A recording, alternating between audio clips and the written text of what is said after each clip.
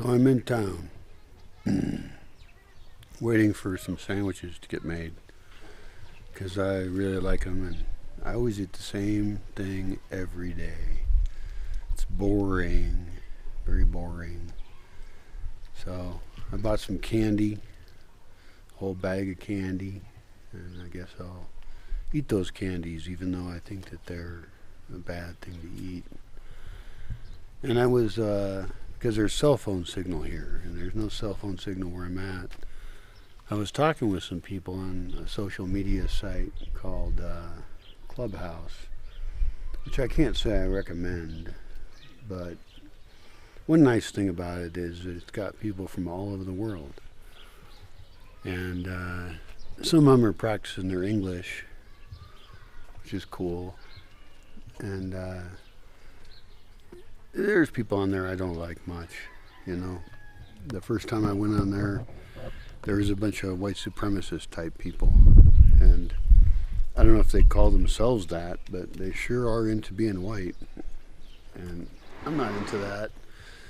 You know, I'm not wanting to be judged for my color, and not really interested in judging other people for their color. I think it's the most irrelevant genetic irrelevancy that there is. But often I talk with Muslims on there, which some of them have been evil Muslims who want to kill everybody but them. Don't like that much. But you know, there's people from India, there's people from all over, and I enjoy talking with them, and I use my real name on there, which is a little scary.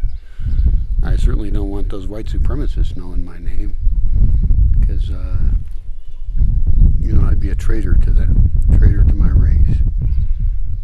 Fuck my race, fuck all races. Anybody who's too into their race, I'm not into them. But I did today, in the last conversation I had, I talked to a real nice guy from Jamaica. And Jamaica is not a place that's on my radar much, because I don't travel anywhere. But he's very into Jamaica. And in fact, in one point in the conversation, I said, hey, you should work for the government promoting tourism. And he's like, well, I am in tourism. And he's been leading tourist stuff in Jamaica for 20 years. And he said a few things about Jamaica that made me more interested in Jamaica. He calls it the gem of the Caribbean and everything. And, you know, and I'm not going to go there and stay in resorts or anything. In fact, I probably will never go there. But of all the places to go, it just got raised up on my radar of nice places. Just because this nice conversation with this one guy. One thing he did say that I liked was that they have some of the tallest mountains in the Caribbean.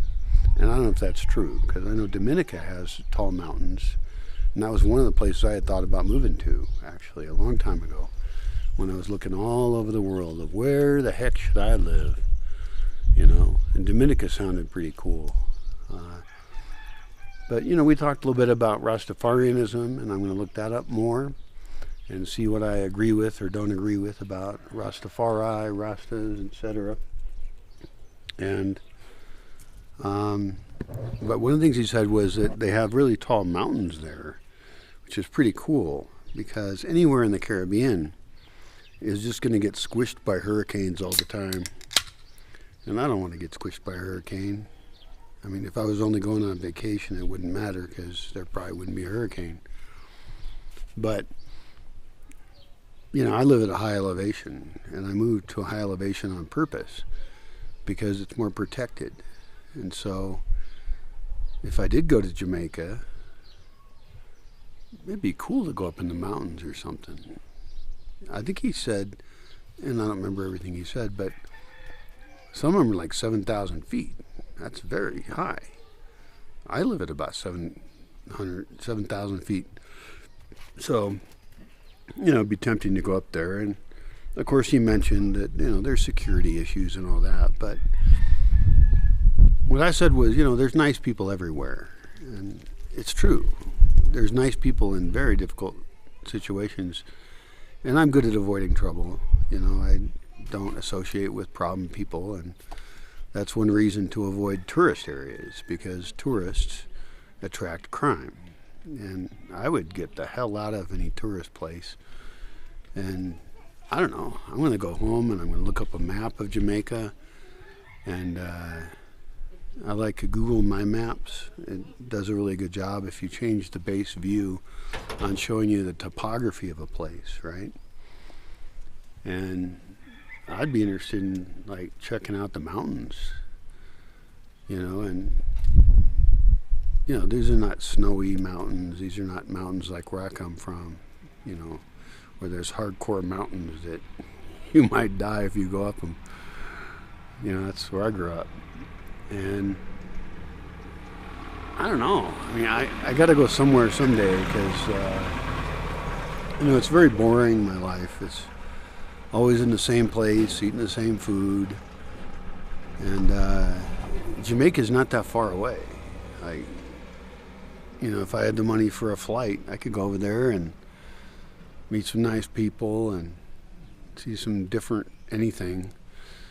Cuba's another option. Cuba's very different, and I don't really like the politics there. I think they should change that, but I don't know. I'm going to go look up Jamaica, and I'm going to look up Rastafarianism, because I've always studied religions a lot. I've done that since I was a very young age and continue to do so. And he mentioned some names of people I should look up. Here, I'll get my notebook and tell you the names that I should look up. Marcus Garvey and George Howell, Howell. So I'll look them up, and I'll borrow things from any culture or any set of philosophies that I can, and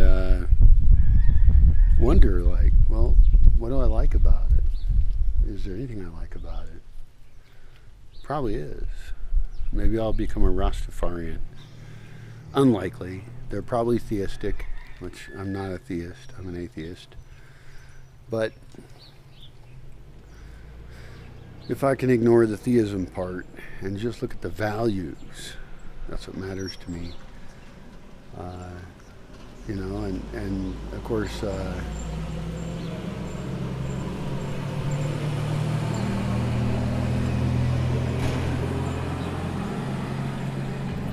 some of the music I've heard from there has some positive values about love and togetherness and being good to people.